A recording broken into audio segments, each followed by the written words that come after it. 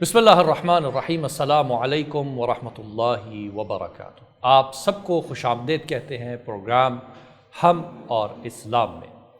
اس programme میں ہم لائے ہیں ایک نئی سیریز، ایک نیا ٹاپک جو کہ ایتھیزم کے ریلیٹڈ ہے، اور ایتھیزم کو اسلامی اصطلاحات میں الحاد یا آپ نے لفظ ملحد سنا ہوگا، لہٰذا ہم جاننا چاہیں گے اس سیریز میں کہ الحاد کیا ہے، ایتھیزم کیا ہے، کیوں لوگ اس کی طرف جاتے ہیں، ان کا عقیدہ کیا ہے، اور اسلام کے پاس کیا اس کے عقلی اور منطقی جوابات ہیں یا نہیں۔ اس سلسلے کے لیے ہمارے ساتھ ملک مائناز شخصیت عالم دین جناب علامہ اعتصام الہی صاحب موجود ہیں۔ آپ اس کو خوش آمدید کہتے ہیں اس پروگرام میں۔ بہت بہت شکریہ کہ آپ نے اپنے قیمتی وقت سے ہمیں وقت دیا۔ قبلہ صاحب، میں سوال شروع یوں کروں گا کہ ایتھیزم کے بارے میں جب گفتگو ہوتی ہے اور ملحد جو شخص بہر ایتھسٹ ہے، جنرلی وہ کہتے ہیں کہ ہمیں کسی مذہب کی ضرورت نہیں ہے، اور جتنے بھی ادیان و مذاہب ہیں ان کو وہ کرٹیسائز کرتے ہیں اس بات پہ کہ آپ لوگوں نے اپنے لیے خدا بنا لیے، اپنا ایک عقیدہ بنا لیا، اور آپ اس عقیدے پہ چلتے ہیں، جبکہ ہم بنا عقیدے کے زندگی کر سکتے ہیں۔ تو کیا واقعاً جو ملحد ہیں یا ایتھسٹ ہیں وہ کسی عقیدے کے بغیر خود زندگی گزار رہے ہوتے ہیں؟ ان کا کوئی مذہب نہیں ہے؟ دیکھیں، اس میں دو پہلو ہیں جو بڑی اہمیت کی حامل ہیں۔ پہلی تو بات یہ ہے کہ ایک مذہب کا مدعی جو ہوتا ہے، دعوے دار جو ہوتا ہے، اس کے کائنات کے بارے میں کنسیپٹ جو ہوتے ہیں وہ بڑے روشن ہوتے ہیں، اور ان میں کسی قسم کا ابہام نہیں پایا جاتا۔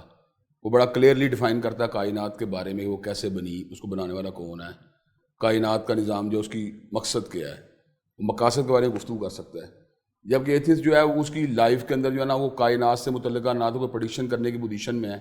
اور نہ ہی وہ کلیئرلی کسی چیز کو ڈیفائن کر سکتا ہے۔ اس کے بعد زیادہ سے زیادہ کوئی سائنٹیفک اگر ایویڈنسز ہوں گے بھی تو ان سائنٹیفک ایویڈنسز کی مدد کے ساتھ جو ہے اس کی پریڈکشن جو ہے اس میں پھر بھی ایبسلیوٹ جو ہے نا قطعیت نہیں ہوگی۔ قطعیت اس لیے نہیں ہوگی کہ اس کے اندر جو بھی باتیں ہیں ان کا تعلق جو ہے نا تھیوری کے ساتھ ہے۔ کوئی ایسا لا ہمارے سامنے ابھی تک نہیں آیا جس کو ہم یہ بات کہہ سکیں کہ بڑا پریسائز لا ہے جو ان چیزوں کو ڈیفائن کرتا ہے۔ ہمارے پاس کائنات کے بنانے والی ذات کا بھی ایک معرفت بھی ہوتی ہے، ہمارے پاس اس کے اسماء و صفات کا بھی ایک علم ہوتا ہے۔ ہم اس بات کو بھی سمجھتے ہیں کہ کائنات کا آغاز جو تھا اس کا مقصد کیا تھا۔ یہ ساری کی ساری باتیں جو ہمیں اسکرپچرز کے ذریعے یا نبی کریم صلی اللہ علیہ وسلم کے ارشادات عالیہ کے ذریعے حاصل ہوتی ہیں۔ دوسرا پہلو اس بات کا یہ ہے کہ ہر انسان کی زندگی نشیب و فراز سے عبارت ہے۔ دنیا کا کوئی انسان یہ بات نہیں کہہ سکتا کہ میرے حالات ہمیشہ ہموار رہیں گے۔ ناہمواری انسانی زندگی کا ایک اہم حصہ ہے۔ اس ناہمواری کے دوران کئی مرتبہ انسان اپنے وسائل کے ساتھ، اپنی توانائیوں کے ساتھ اور اپنے پوٹینشلز کے ساتھ پرابلم کو کوپ کرنے کے قابل نہیں ہوتا۔ جب وہ پرابلم کو کوپ کرنے کے قابل نہیں ہوتا، وہ دوسروں سے اسسٹنس مانگتا ہے۔ اس کے والدین، اس کے دوست ساتھی، وہ بھی اس کو اسسٹ کرتے ہیں۔ لیکن کئی مرتبہ ایسا بھی ہوتا ہے کہ وہ پرابلم جو ہوتی ہے ان کی اسسٹنس کے ساتھ بھی ریزالو نہیں ہوتی، تو اب اس کو ایک ایسے طاقتور الہ کی ضرورت ہوتی ہے جو اس کو اس پرابلم سے باہر نکال لے۔ اس میں میڈیٹیشن آتی ہے، دعائیں آتی ہیں، ذکر اذکار آتا ہے، توکل آتا ہے، امید آتی ہے۔ یہ ساری مل ملا کے جو ہے نا اس کو اس گمبھیر سچویشن کا مقابلہ کرنے کی اس میں ایک صلاحیت کو پیدا کرتی ہیں۔ دہریہ جو ہوتا ہے اس سارے کے سارے سینیریو کے اندر اپنی ول پاور سے کچھ بھی استعمال کرنے کی پوزیشن میں نہیں ہوتا۔ اس کے پاس کوئی ایکسٹرا ایسا سورس موجود نہیں ہوتا جو اس کو انرجی پرووائڈ کرے یا اس کو ہوپ دے جس کے ذریعے وہ اس ناہموار سچویشن سے باہر نکلنے کی پوزیشن میں آ سکے۔ ایک بلیور کی پوزیشن یا اور سچویشن یا اور سرکمسٹانسز کے اندر بہت بہتر ہوتی ہے ایک دہریے کے مقابلے میں۔ یہی وجہ ہے کہ ہم اس بات کا مشاہدہ کر سکتے ہیں کہ دنیا میں عملی کمزوریاں یا کہ پورا پریکٹسنگ ہونے کی جو ہے نا، تو آپ سمجھ سکتے ہیں کہ اس میں کوئی کمی بیشی تو نظر آ جائے گی، لیکن دنیا کے اندر ایک اوور ویلمنگ میجورٹی ہمیشہ جو ہے نا بلیور رہی ہے، چاہے ان کا تعلق مذہب اسلام سے ہو یا مسیحیت کے ساتھ ہو یا یہودیت کے ساتھ ہو۔ لیکن ہر بندہ جو ہے ایک طاقتور ذات الہ کا سہارا جو ہے اس کو اپنی زندگی میں ضرور تلاش کرتا ہے۔ میں یہ بات سمجھتا کولیکٹیو ہیومن وزڈم کا جو جھکاؤ ہے وہ اللہ کی وحدانیت کی طرف یا اللہ تبارک و تعالیٰ کے وجود باری تعالیٰ کی طرف جو ہے نا اس کا جھکاؤ یا فوکس ایک وجود ہے۔ اور بڑے بڑے ذہین لوگ ان کا تعلق فقط دینیات کے ساتھ نہیں ہوتا بلکہ ان کا تعلق دیگر پروفیشنز کے ساتھ بھی ہوتا ہے، میڈیسن کے ساتھ، انجینئرنگ کے ساتھ، ٹریڈنگ کے ساتھ اور کسی دوسرے پروفیشن کے ساتھ۔ وہ بھی اس بات کو ضروری خیال کرتے ہیں کہ وہ اللہ تبارک و تعالیٰ کی ذات کے ساتھ جو ہے نا ایک اپنا جڑاؤ یا تعلق استوار کریں۔ اس تعلق کے اندر میں سمجھتا ہوں کسی حد تک ایک ضرورت یا سیلفشنس بھی ہم سمجھتے پائی جاتی ہے کہ ہم کئی مرتبہ اللہ تبارک و تعالیٰ کی ذات کے لیے تو وہ کچھ نہیں کرتے جو ہمارا کرنے کا حق ہے، لیکن اپنی ذات سے ہمیشہ جو ہے ہم اس سے کچھ نہ کچھ لینے کی جو ہے نا کوشش کے اندر جو ہے نا مصروف رہتے ہیں. تو یہ ایک ایسی چیز ہے جس سے کوئی انسان جو ہے نا وہ اس سے جو ہے نا بے نیاد ہونے کی پوزیشن میں نہیں ہے. ظاہر کسی بڑی سٹرائک کا یا بڑی چوٹ کا مقابلہ یا بڑے دکھ کا مقابلہ ایک بلیور کی طرح نہیں کر سکتا. اس کی ہوتی ہے کہ انسان کے ریفلیکسز یا انسان کی جو مینٹل پوٹینشیلز ہیں وہ باہر لمیٹڈ ہیں، لیکن جب اللہ تبارک و تعالیٰ کی ذات یا ایک الہ کا تصور انسان کے ذہن میں ابھرتا ہے تو اس کے اندر اس سچویشن کا فائٹ کرنے کے لیے اس کی جو ہے نا انرجی وہ بہت زیادہ بڑھ جاتی ہے. اور کئی مرتبہ یوں بھی محسوس ہوتا ہے اپنے معاملات کو اللہ کے سپرد کر کے اپنے اوپر یہ برڈن جو ہے نا اس کو اتار دیتا ہے. تو تحلیق کائنات کے بارے میں، مقصد کائنات کے بارے میں جہاں پر ایک بلیور کنسیپٹ جو ہوتے ہیں بڑے کلیئر ہوتے ہیں، وہیں پر زندگی کے ناہموار سچویشن کے دوران بھی وہ اس سچویشن سے مقابلہ کرنے کے لیے بڑی بہتر پوزیشن میں ہوتا ہے. اور تیسری بات یہ کہ ایتھیکل فریم ورک کی جب ہم بات کرتے ہیں تو ایک بلیور کا جو ایتھیکل فریم ورک جو ہوتا ہے یا ایتھیکل کنسیپٹس ہوتے ہیں ان میں بڑی کلیئرٹی پائی جاتی ہے کہ یہ چیز اخلاقی ہے، یہ چیز غیر اخلاقی ہے. جبکہ اس کے مد مقابل ایک ایتھیسٹ جو ہوتا ہے وہ کئی مرتبہ اخلاقیات کی بات تو کرتا ہے، لیکن وہ ہر ایتھیسٹ کی بات جو ہوتی ہے اس کے اندر دوسرے کے بارے میں ایک جو ہے نا ایک فرق کنسیپٹ نظر آتا ہے جس کا تعلق اس کے ماحول کے ساتھ بھی ہوتا ہے، اس کے مشاہدے کے ساتھ بھی ہوتا ہے، اس کے پاسٹ ایکسپیرینسز کے ساتھ بھی ہوتا ہے. تو ایک اسٹینڈرڈ اخلاقی ویلیوز جو ہے معاشرے کو ڈیلیور کرنے سے قاصر ہوتا ہے ایک بلیور کے مقابلے میں. جبکہ بلیور کے پاس چونکہ اسکرپچرز ہوتے ہیں، اس کے پاس چونکہ ایک الہامی تعلیمات ہوتی ہیں، تو اس کے بعد جو ہے اس کی پوری ایک جو مائنڈ سیٹ ہے ان چیزوں کے ذریعے چونکہ مار دے وجود میں آتا ہے، اس لیے ایتھیکل فریم ورک کے بارے میں بڑا کلیئر ہوتا ہے اس بندے کے مقابلے میں جو نان بلیور ہے. صحیح ہے. اچھا، اب میرا بنیادی سوال یہ تھا کہ کیا جس طرح یہ ہمیں ایلیگیشن کرتے ہیں، یعنی یہ اعتراض کرتے ہیں کہ بھائی آپ لوگ نے ایک عقیدہ بنایا ہے اور ایک مذہب ہے، ایتھسٹ کا کوئی عقیدہ اور مذہب ہوتا ہے؟ یعنی کیا وہ واقعاً بنا عقیدے اور مذہب کے زندگی گزار رہا ہوتا ہے؟ دیکھیں، میں کوئی چھوٹی بات ہوں، دنیا میں ایسے ایتھیسٹ بھی موجود ہیں جو ریڈیکل ہوتے ہیں،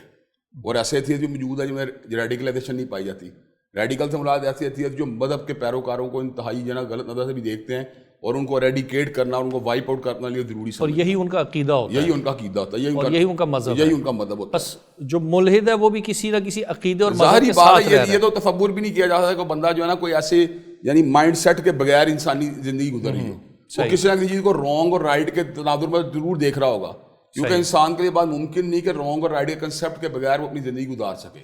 اگر رانگ اور رائٹ کے کنسیپٹ کے بغیر زندگی اگر انسان گزارنے کی پوزیشن میں آنے کی کوشش کرے گا تو وہ بالکل ایک حیوان بن جائے گا، جس کے اندر صرف ڈرائیوز کام کریں گی، اس کے ارادے کی یا اس کی چناؤ کی اہمیت ختم ہو جائے گی. اس کے وجہ کہ ارادے اور چناؤ کے اندر چیزیں آتی ہیں، ان کے اندر آپ کا پیچھے جو ہوتا ہے مائنڈ سیٹ ایک کردار ادا کرتا ہے. مثال کے طور پہ ایک بندہ ہے، وہ یہ بات چاہتا ہے کہ وہ کام کرے، لیکن جب اس کو وہ مذہب کی یا اخلاقی تعلیمات کی روشنی میں جج کرتا ہے یہ کام درست نہیں ہے تو اس سے وہ پیچھے ہٹنے کی کوشش کرتا ہے. اس کے مد مقابل اور اس کے ذہن میں یہ بھی ہوتا ہے بلیور کے ذہن میں کہ میں اس کے بارے میں اکاؤنٹیبل ہوں اللہ تبارک و تعالیٰ کی ذات کے یہاں پر، جبکہ نان بلیور کے یہاں پر کوئی کنسیپٹ موجود ہے تاکہ کسی ذات باری تعالیٰ کے سامنے اکاؤنٹیبل ہو. تو ظاہری بات ہے اس کے بعد وہ اگر وہ عقیدے سے بالکل جدا ہو جائے اور یہ بات سمجھے کہ یا دنیا کے اندر بے حیائی بھی ٹھیک ہے، نکاح بھی ٹھیک ہے، زناکاری بھی ٹھیک ہے اور میرج بھی ٹھیک ہے، وہ یہ بات کہ حلال کھانا بھی ٹھیک ہے، حرام کھانا بھی ٹھیک ہے، تو اس کی پوزیشن بالکل ایک حیوان کی طرح ہو جائے گی. حیوان اور انسانوں میں یہی فرق ہے کہ حیوانی اور انسانی ارادے اور اعمال جو ہوتے ہیں ان کے اندر جو ہے نا باقاعدہ طور کے اوپر ایک یعنی کہ ارادے کی قوت بھی پائی جاتی ہے اور چناؤ کی قوت بھی پائی جاتی ہے. انسان کا فقط جو ہے نا اپنے لیے وہی چیزیں نہیں چنتا جو اس کو بہتر معلوم ہوتی ہیں، بلکہ وہ چیزیں بھی چنتا ہے جو اس کو بہتر لگتی ہیں اور بتائی جاتی ہے کہ یہ چیزیں واقعی بہتر ہے، تو وہ ان چیزوں کو چنتا ہے اور ان چیزوں سے اوائڈ کرتا ہے جو چیزیں اس کو اسکرپچر بتاتے ہیں یا پیغمبر زماں حضرت محمد کریم صلی اللہ علیہ وسلم کی سنت نبوی شریف سے اس کو یہ بات معلوم ہوتی ہے کہ چیز غلط ہے، تو پھر وہ اسے وڈرا کرنے کی کوشش کرتا ہے. آپ مجھے ایک بات بتلائیں، ایک بندہ جس کا کوئی آپ یہ کہ اس کا عقیدہ نہیں ہے، مثال دے رہا ہوں، ایک ایسا ہے جس کا کوئی عقیدہ نہیں ہے، تو آپ خود بتلائیں کہ اس کے اندر کیا وزڈم باقی رہ جائے گی، اس کی کیا چیز ہوگی جس میں ڈیلیور کرے گا اور وہ کیا چیز ہوگی جس میں کمیونیکیٹ کرے گا. تو وہ تو باقاعدہ طور پہ اپنے آپ کو بھی ڈیفائن کرنے کی پوزیشن میں رہے گا، کیونکہ انسان کے اندر رائٹ اور رانگ کو اگر اس کو ختم سے ختم کر دیا جائے یا اس کا اس چناؤ کو بالکل مٹا دیا جائے کہ کوئی چیز اچھی ہے یا کوئی چیز بری ہے، تو اس کے بعد انسان اور حیوان میں کیا فرق ہے؟ صحیح، بالکل ٹھیک. اور یقیناً کوئی فرق نہیں رہتا، کیونکہ ہو ہی نہیں سکتا کہ ایک انسان بنا عقیدے کے، اور یہاں پہ بھی ظاہر ہے جب ایک ایتھسٹ یا دہریہ کہتا ہے کہ بھائی میں لادین ہوں، تو یہ لادینیت اس کا مذہب ہے، لادین مذہب ہوتا ہے اور اس کا عقیدہ بن گیا، مذہبیت کے ساتھ کچھ نہ کچھ ایتھیکل فریم ورک اس نے ڈیزائن کیا ہوتا ہے، بالکل ڈیزائن کیا ہوتا ہے، یا اس سے پیچھے انہیرٹ کیا ہوتا ہے یا اس کو اس نے خود ڈیزائن کیا ہوتا ہے. صحیح ہے. اگر اس نے پچھلے کسی دہریہ سے انہیرٹ کیا ہوتا ہے تو اس کو اس نے ریفائن کیا ہوتا ہے، یا اس کو فالو کر رہا ہوتا ہے. تو دونوں صورتوں کے اندر ہی اس کا کوئی نہ کوئی ایسا مائنڈ سیٹ ضرور ہوتا ہے جس کی بنیاد پہ وہ یہ بات کہتا ہے یار یہ دنیا میں فلاں مقام پہ ظلم ہو رہا ہے, یا فلاں مقام کے اوپر جو ہے نا انصاف ہو رہا ہے, دنیا فلاں مقام کے اوپر عدل ہو رہا ہے, یا فلاں مقام کے اوپر ہیومن رائٹس کی وائلیشن ہو رہی ہے, فلاں مقام پہ جسٹس ہو رہی ہے, یا فلاں مقام پہ انجسٹس ہو رہی ہے, فلاں مقام کے اوپر زیادتی ہو رہی ہے, یا فلاں مقام کے اوپر انسان جو ہے دوسروں کے کام آ رہے ہیں. یہ چیز ڈیفائن کرنا کسی مائنڈ سیٹ کے بغیر یا کسی جو آپ کے جو ہے نا اخلاقی اصولوں کا یہ بات ممکن نہیں ہے. بالکل صحیح ہے, بالکل صحیح. اچھا اب یہ جو ملحد اور دہری ہے, کیونکہ ظاہر ہے ایک ایشو یہ آ رہا ہے کہ کہا جاتا ہے کہ ہماری جو نسل ہے وہ اس طرف جا رہی ہے. بعض اوقات تو یہ بھی ہوتا ہے کہ جس طرح میڈیکل سائنس کا ٹرینڈ آیا تو سارے بچے ڈاکٹر بننا شروع ہو گئے, انجینئرنگ کا ٹرینڈ آیا تو نوجوان نسل ادھر چل پڑی, ٹک ٹاک پہ کوئی چیز آئی تو نوجوان نسل. تو بعض کے نزدیک تو یہ بھی ہے کہ یہ ایک ٹرینڈ بنا ہوا ہے کہ جو نہیں بھی ہوتا وہ دکھانے کی کوشش کرتا ہے کہ وہ ملحد ہے. میرا سوال یہ ہے کہ ظاہر اب ناظرین کے لیے, عام پبلک کے لیے ہم یہ جاننا چاہیں گے کہ یہ جو دہریہ ہے, ملحد ہے, اس کے بنیادی عقائد کیا ہیں؟ یعنی جب یہ سائنس کی بات کرتا ہے تو کس چیز کے بارے میں بات کرتا ہے, یعنی جس کی بنا پہ یہ دین سے اختلاف اظہار. دیکھیں یہ اصل بات یہ ہے کہ جو سائنس اور انسان یعنی ایمانیات میں فرق ہے, اسلام میں فرق ہے, اس کے اندر بہت بڑا ایشو ہے ایمانیات کا. جبکہ سائنس کے اندر عام چیزیں جو ہوتی ہیں آبزرویشن کے ذریعے, ایکسپیریمنٹیشن کے ذریعے, یا آپ کی جو ہے نا پریکٹیکل کرنے کے بعد جو پروو ہوتی ہے اب ان کو اڈاپٹ کرتے ہیں. جبکہ انسانی زندگی میں جب آپ مذہب کا عمل دخل تسلیم کرتے ہیں تو آپ کو کئی چیزوں کا ایمانیات سے متعلق ہو جاتے ہیں, اور ان کی کئی مرتبہ ریشنل توجیہ تو موجود ہوتی ہے,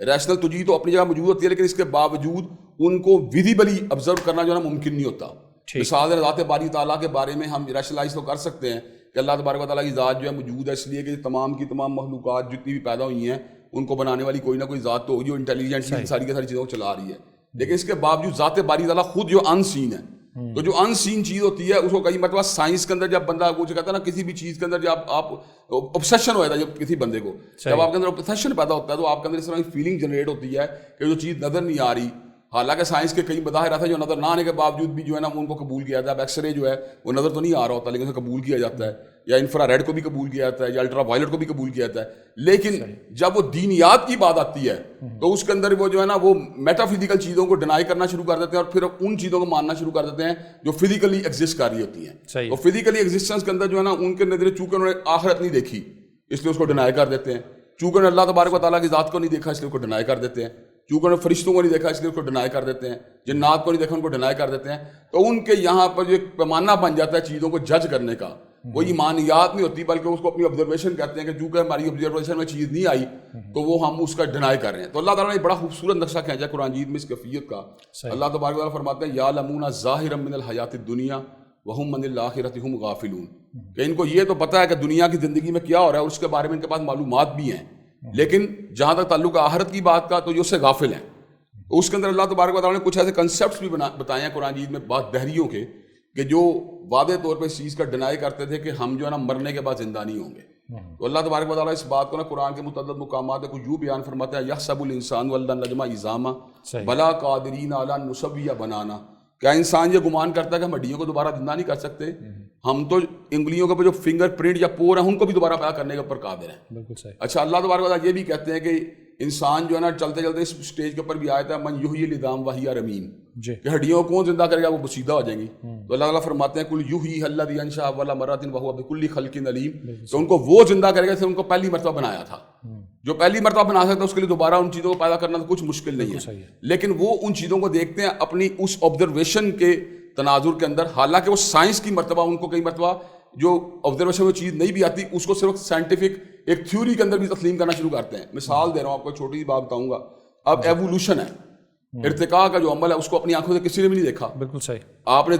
ہم نے زندگی کے اندر ہمارے آباء و اجداد نے اور ہمارے ان کے دادے پردادوں نے سینکڑوں بندر دیکھے ہیں جو جنگلات یا چڑیا گھروں میں موجود تھے, کسی بندر کو انسان بندر کسی نے نہیں دیکھا, کتابوں میں ہی پڑھا. لیکن وہ کتابوں میں پڑھنے کے باوجود ایوولوشن کو تو مان جاتے ہیں جی, لیکن قرآن مجید کے وہ حقائق یا سنت نبوی شریف یا حدیث طیبہ کے وہ حقائق جو کہ ماضی یا مستقبل سے متعلق ہیں ان کو وہ جب بغیر دیکھے ماننے کے اوپر تیار نہیں ہے. یعنی سائنسدان اگر کوئی ایسی بات کہے جس کو انہوں نے آبزرو نہ بھی کیا ہو اور وہ فقط ایک تھیری بھی ہو تو اس تھیری کو بھی وہ ماننے کے لیے تیار, چاہے لا نہ بھی ہو سائنس کا کو, لیکن اس کے باوجود وہ اس کو مان لیں گے اس لیے کہ اس کو ان کے اندر جو ہے نا ایک جدیدیت نظر آتی ہے, یا اس کو یہ سمجھتے ہیں چونکہ اس کے پس منظر میں کسی سائنسدان کی کوئی رائے موجود ہے تو اس کو ماننے کے اندر کوئی حرج والی بات نہیں. جبکہ اس کے مد مقابل جب الہامی رائے کوئی سامنے آتی ہے تو وہ اس کو فوراً سے پہلے اسی چیز کو پرکھنا شروع کر دیتے کہ وہ چیز ٹینجیبل ہے کہ نہیں, وہ چیز ویزیبل ہے کہ نہیں, وہ چیز جو آبزرویشن میں آتی ہے کہ نہیں. ظاہری بات ہے ہیومن آبزرویشن میں یہ بات تو نہیں آئی کہ انسان دوبارہ زندہ ہوتا ہے, انسانوں نے کبھی انسانوں کو زندہ ہوتا تو نہیں دیکھا, لیکن ہم اس چیز کو اس لیے ماننے کے اوپر مادہ تیار ہیں کہ اللہ تبارک و تعالیٰ نے ہمیں یہ بات کہی اور حضرت رسول اللہ صلی اللہ علیہ وسلم نے ہمیں یہ بات کہی کہ ایسا ہوگا. جب انہوں نے ہمیں ایسی بات کرنے کے بارے میں بتلا دیا, ظاہری بات ہے جب ہمارا فیتھ اللہ تعالیٰ کی ذات کے اوپر ہو گیا اور ہمارا فیتھ رسول کریم صلی اللہ علیہ وسلم کی ذات کے اوپر ہو گیا تو ہم تو ان تمام ریالٹیز کو مانیں گے جن کو انہوں نے انڈیکیٹ کیا ہے. تو یہ ایک ملحدانہ سوچ ہوتی ہے جس کے اندر سائنسدان کی کہی ہوئی کوئی بھی بات, ہاں وہ لا کے مقامات کے اوپر پہنچے نہ پہنچے, وہ اس کو تو اپنے لیے اڈاپٹ کرنے میں کوئی جو ہے نا اس کو اپنے لیے جو ہے نا وہ نہیں سمجھیں گے کہ اس میں کوئی عیب ہے. لیکن جب دین کی کوئی بات آئے گی تو اس کے مقابلے اس موقع کے اوپر وہ جو ہے نا ویزیبل چیزوں کی بات کریں گے, ٹینجیبل چیزوں کی بات کریں گے اور اس کے اندر جو ہے نا آبزرویشن کی بات کریں گے. حالانکہ آپ کو ذات باری تعالیٰ کے دلائل مل جانے کے بعد اور انبیاء علیہ السلام کی رسالت کو پرکھنے کی جو کسوٹی آپ کے پاس موجود ہے, اس کٹوٹی کے بعد جب آپ حضرت رسول اللہ صلی اللہ علیہ وسلم دیگر انبیاء علیہ السلام کی رسالت اور ان کی نبوت کو تسلیم کر لیتے ہیں تو پھر اس سورس سے آنے والی ہر انفارمیشن ہمارے لیے قطعیت کا درجہ رکھتی ہے. ہم نے جب اللہ وحدہ لا شریک کی ذات کو مان لیا اور نبی کریم صلی اللہ علیہ وسلم کی ذات بالا صفات کو مان لیا تو اس کے بعد وہ جو کچھ بھی کہیں گے وہ ہمارے لیے ایک ٹروتھ کی حیثیت رکھتی ہے, اگر اس کی سند اور پڑتال کے بعد جو ہمارے پاس جو ڈاکومنٹ آ رہا ہے یا جو متن آ رہا ہے وہ درست ہو. تو قرآن جیت کے بارے میں چونکہ ہمارا اس بارے میں کنسنسس ہے پوری امت کا کہ اس کے بارے میں کسی سند کی پڑتال کی ضرورت نہیں ہے, تو بالکل حقیقت میں ہمارے پاس موجود ہے. احادیث طیبہ کے اندر متون کے حوالے سے ہمارے پاس اسناد کی پڑتال کا باقاعدہ ایک فن اور علم موجود ہے جس کو علم الرجال کہتے ہیں. تو اس علم الرجال کی کسوٹی کو پرکھنے کے بعد جب یہ بات ثابت ہو جاتی ہے کہ یہ رسول کریم کا فرمان صحیح ہے تو اس سے حاصل ہونے والی انفارمیشن بھی ہمارے لیے جو ہے نا بالکل قطعیت کا درجہ رکھتی ہے. تو ہم یہ بات سمجھتے ہیں کہ ہمیں جو انفارمیشن وہاں سے حاصل ہوئی ہے وہ ہماری اپروچ ان کو چیزوں کو جج کرنے کی اور ہے کیونکہ ہم بلیور ہیں, اور اس کے مد مقابل ایک بندہ جو ہے جو دہری ہے وہ ان چیزوں کو کسی اور طرح دیکھتا ہے. اس کا مطلب یہ ہے کہ نیچر کے بارے میں یا کائنات کے بارے میں اس کا تصورات جو ہیں وہ فقط ایک لمیٹڈ یا اپنے دماغی جو اس کے تخیلات ان کے گرد گھومتے ہیں, جبکہ ہمارے تصورات صرف اپنے دماغ کے گرد نہیں گھومتے بلکہ ہمارے پاس ایک اور سورس موجود ہے اور وہ سورس وہی کا سورس ہے جس کے اوپر ہمارا یقین. ہم یہ بات سمجھتے ہیں کہ ہمارے کانشیسنیس اور ہماری عقل کو جس چیز نے جلا دی ہے وہ علم وحی ہے. جب وحی کے ذریعے ہمیں کوئی چیز حاصل ہوتی ہے تو ہمارا اس کا پورا یقین ہوتا ہے کہ اس میں کوئی شک اور ابہام والی بات موجود نہیں. یہ وہ مرکزی فرق ہے جو ایک دہریے کی سوچ میں بلیور کی سوچ میں ہوتا ہے. صحیح ہے. اچھا اب آپ نے ماشاءاللہ سائنٹیفک ٹرمنالوجیز بھی کافی استعمال کی اور آپ کے بارے میں ہی ہم نے سنا ہے آج کل کہ کہا جاتا ہے کہ جی آپ جو ہیں وہ سائنس کے خلاف ہیں, تو کیا ماجرا ہے یہ؟ اصل میں سائنس کی مخالفت تو آپ کو سوچیں کوئی بندہ بھی ایسا جو دین و دنیا دونوں کا طالب علم وہ سائنس کی مخالفت نہیں کر سکتا. نہ ہی نبی کریم صلی اللہ علیہ وسلم نے کسی وقت جو ہے انوویشن کی یا ڈیولپمنٹ کی سائنٹیفک اعتبار سے مخالفت کی ہے. جو بھی اس دور میں اویلیبل سورسز موجود تھے آپ نے ان کو جو ہے نا استعمال بھی کیا ہے اور اپنی امت کو اس حوالے سے آپ نے پابند بھی نہیں کیا. تو میں یہ بات سمجھتا ہوں سائنٹیفک ڈیولپمنٹ میں کوئی حرج نہیں, لیکن جب کوئی سائنسدان اپنے ڈومین سے باہر نکل کر مذہب کے بارے میں اپنی رائے دے گا تو پھر اس کو ہم اس کو کرٹیسائز کرنے کا حق ہمارے پاس خود بہت جو ہے نا ٹرانسفر ہو جاتا ہے. صحیح. اگر وہ سائنسدان فقط سائنس کی بات کرے تو پھر ہم سائنٹیفک پیرامیٹر یا سائنٹیفک ڈومین کے اندر اس کی مخالفت کر سکتے ہیں کہ یار اس کی تھیری جو ہے نا اس سے دوسری تھیری جو ہے نا بہتر ہو سکتی ہے, اس کے دلائل ہم دے کے جو ہے نا اس کو جو ہے نا اس کو کاؤنٹر کرنے کی کوشش کریں گے. لیکن اگر وہ سائنسدان اپنے ڈومین سے باہر نکلتا ہے اور اپنے ڈومین سے باہر نکل کر مذہب کے بارے میں اپنی رائے دینا شروع کر دیتا ہے, ذات باری تعالیٰ کے تصرفات کے بارے میں اپنی رائے دیتا ہے یا ملائکہ کے بارے میں اپنی رائے دیتا ہے یا عقیدت میں نبوت کے بارے میں اپنی رائے دیتا ہے یا اس طرح کی کوئی رائے دیتا ہے جس سے یہ محسوس ہوتا ہے کہ جو حقائق جو ریالٹی اس کتاب و سنت موجود ہیں وہ ان کو ڈینائی کرنے کی کوشش کرتا ہے, تو پھر اس کا سائنسدان ہونا اس کے اوپر یعنی نقد کرنے کے لیے جو ہے نا اس کے راستے میں ہمارے یہاں بیریئر نہیں بن سکتا. تو میں نے 2 ایسی شخصیات کے بارے میں نقد کیا جن کے تصورات مذہب کے بارے میں جو تھے نا وہ قابل اعتراض تھے. اب اگر کچھ سائنسدان جو ہیں وہ مذہب کے بارے میں اگر اپنی رائے دیتے رہے ہیں اور مذہب کے تصورات پیش کرتے رہے جو کتاب و سنت کی مین اسٹریم کی تعلیمات سے ہم آہنگ نہیں ہیں تو ان پر نقد کرنا یا ان کو ریفیوٹ کرنا اس کا مطلب یہ نہیں ہم سائنس کو ریفیوٹ کر رہے ہیں. ہم نے تو 2 پرسنالٹیز کے ان نظریات کو ریفیوٹ کیا ہے جن کا تعلق مذہب کے ساتھ ہے. صحیح ہے. اور یقیناً علمی بحث یہی ہوتی ہے کہ جب ڈسکشن ہوتی ہے, جب ایک شخص یہ سمجھتا ہے کہ میں حق رائے رکھتا ہوں تو پھر اس کو اس کا نقد بھی وہ برداشت کرنا چاہیے. اور پھر دوسری بات ہے مثال دے رہا ہوں اگر اس نے مذہب کے بارے میں گفتگو کیا تو پھر اہل علم و دانش اس کو پرکھیں گے بھی, اس پہ رائے بھی دیں گے, اور وہ رائے جو ہے وہ کسی سائنسدان کے خلاف نہیں ہوگی بلکہ سائنسدان کی ان مذہبی آراء کے خلاف ہوگی جن کو دینے کا سائنس کے خلاف نہیں ہوگی، لیکن اس شخص کے خلاف اس شخص کی وہ نعرہ کے بارے میں ہوگی جو مذہب کے بارے میں دی گئی ہیں. بالکل صحیح ہے، بالکل صحیح. اچھا، اب سائنس کی بات ہو رہی ہے تو آپ نے ایک اشارہ کیا کہ ٹینجیبل چیزیں جو ہیں وہ سائنس اس کے اوپر پرکھتی ہے. تو میں یہ چاہوں گا اس کی بھی تھوڑی توضیح دے دے کہ جب سائنس بات کرتی ہے اپنے شواہد کی، تو یہ جو ٹینجیبل چیزیں ہیں یعنی ان میں کون کون سی چیزیں آتی ہیں جن کو وہ ایکسیپٹ کرتے ہیں؟ ظاہر ہے ہمارا تو پھر دوسرا اسپرچول ایسپیکٹ بھی ہے، لیکن اس کو اگر ہم واضح کر دیں اپنی عوام کے لیے کہ عام عوام جو یہ جاننا چاہیں کہ یہ جو ٹینجیبل جب ہم کہتے ہیں اس سے کیا مراد ہے سائنس کی زبان میں. دیکھیں جی، سائنس کے اندر اگرچہ ٹینجیبل سے مراد حصی چیزیں ہیں جن کو یعنی سینسز جن کو محسوس کر سکیں، ٹھیک، لیکن کئی حواس خمسہ جنہیں محسوس کر سکیں، لیکن ایکسٹرا سینسری پرسیپشنز بھی سائنسی کا ایک اہم حصہ ہیں. اچھا، میں آپ کو چھوٹی بات آتا ہوں جی. ایک جب ہم ایف ایس سی کے اسٹوڈنٹ تھے تو وہاں پہ اس وقت ایک سالٹ انالیسس جو تھا اسے کیا جاتا تھا. سالٹ انالیسس میں مثال دے رہا ہوں، کوئی سالٹ ایسا آ گیا، میں معذرت اس کو ایکسپلین کر دوں. سوالٹ یعنی اسٹرینتھ، اپرچونیٹیز، ویکنیس. نہیں جو سالٹ جو کمپوزیشن ہوتی ہے، سالٹ میں سالٹ سمجھ رہا تھا، سالٹ ہوتا ہے جو سالٹ انالیسس آپ کرتے ہیں. سالٹ انالیسس ہم کرتے تھے، مثلا کاپر سلفیٹ کا کر لیا یا فیرس سلفیٹ کا کر لیا، تو اس کے لیے ہمیں کچھ اسٹیپس بتائے جاتے تھے جی کہ ان کے اندر اگر یہ خصائص پائے جائیں گے تو یہ فیرس سلفیٹ ہوگا، اگر نہیں پائے جائیں گے تو دوسرا چیک کریں گے، اگر وہ کاپر والی خصوصیات ہوں گی تو وہ کاپر ہوگا. تو ان سے ہم گزرتے اس شکل سے جو بظاہر ایک جیسے سالٹ نظر آتے تھے ہم انڈیکیٹ کر لیتے تھے ٹیسٹنگ کے بعد کہ یہ جو ہے نا ٹیسٹ میں چونکہ پورا ہوتا ہے اس لیے جو ہے نا یہ اس کا رزلٹ ہے. اچھا، اسی طرح ہم نے جو نیوٹن کے قوانین حرکت پڑھے تو اس کے اندر ہمیں مختلف فارمولاز کے ذریعے بات سمجھ میں آئی. مثال دے رہا ہوں، مجھے وہ پہلے قانون حرکت کا formula v f is equal to v i plus a t, دوسرے قانون حرکت کا فارمولا تھا s is equal to v i t plus half a t square جی، اور تیسرے قانون حرکت کا formula 2 s is equal to v f square minus v i square. تو اس کے اندر فارمولا جو تھے وہ سارے کے سارے جو تھے ان فزیکل ریالٹیز کو ڈیفائن کرتے تھے جو ہم نے فزکس کے اندر جو ہے پڑھی تھی قوانین حرکت، جو نیوٹن کے قوانین حرکت تھے. پھر ہمیں بات سمجھ میں آئی کہ کئی ایسے مقامات آتے تھے یہاں پہ نیوٹن کے قوانین سے آگے پھر ہمیں آئنسٹائن کی جو بات جو نا اس کے اوپر غور و خوض کرنا پڑتا تھا. تو وہ ساری کی ساری چیزیں تھیں، ان کا تعلق تھا آپ کی آبزرویشن کے ساتھ اور آپ کی ایکسپیریمنٹیشن کے ساتھ. جب ایکسپیریمنٹیشن کرنے کے بعد، آبزرویشن کرنے کے بعد آپ نتائج کو کنکلوڈ کرنے کی پوزیشن میں آتے تھے تو جو نتیجہ آپ کے سامنے آتا تھا اس کو آپ کسی ایکویشن کی شکل میں یا ٹرو فالس کی شکل میں جو کے سامنے جو تھے اس کو ڈلیور کر دیتے تھے. اچھا، اس کے مد مقابل ہم یہ بات کہتے ہیں کہ ہمارے پاس